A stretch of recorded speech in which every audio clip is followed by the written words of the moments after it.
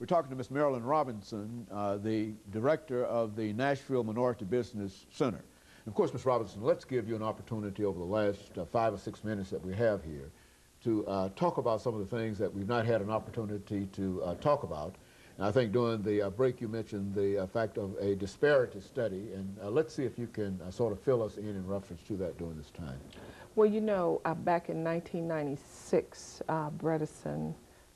then Mayor Bredesen commissioned a disparity study to see if there was actual discrimination within contracting with metro agencies.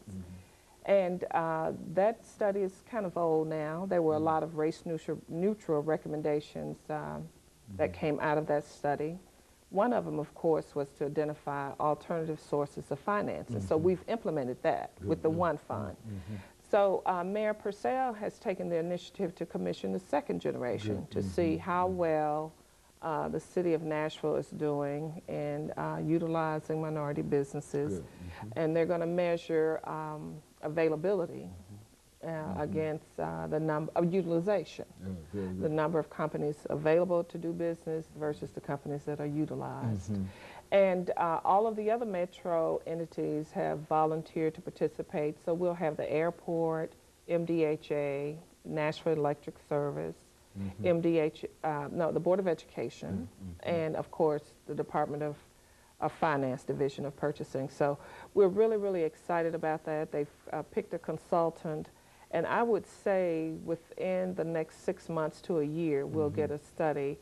And I'm thinking that Mayor Purcell will do something very different and will really implement recommendations if it indeed reveals that there's underutilization for minority business. It could set the groundwork to do set-asides, establish goals, create sheltered markets, all of that. So we're really excited about that, and we're glad that Mayor Purcell is is in tune. I think you mentioned all these terms, sheltered markets and et cetera, which is to say that there are many creative ideas that people can use in order to support minority businesses. And now, tell me, during this last segment, Ms. Robinson, is it beneficial only to minority businesses that they thrive, or is it a benefit to the entire community? Speak to it from that perspective. How important is it to the overall community? Well,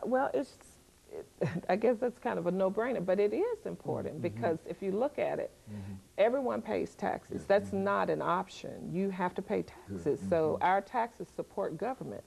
That's how the government is able to buy goods and services.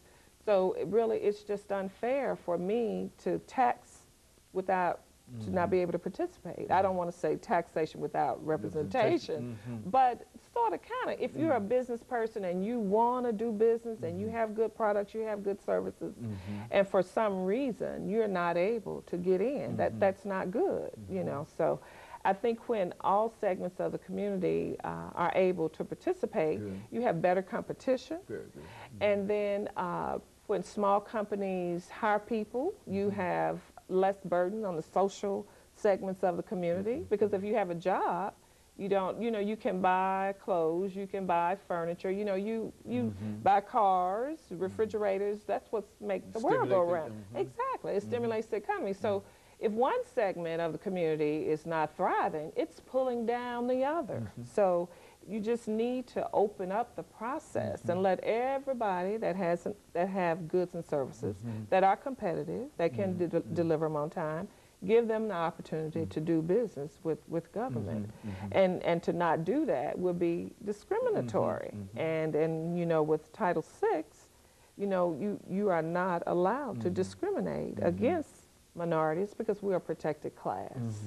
And that was what the Civil Rights era was all about.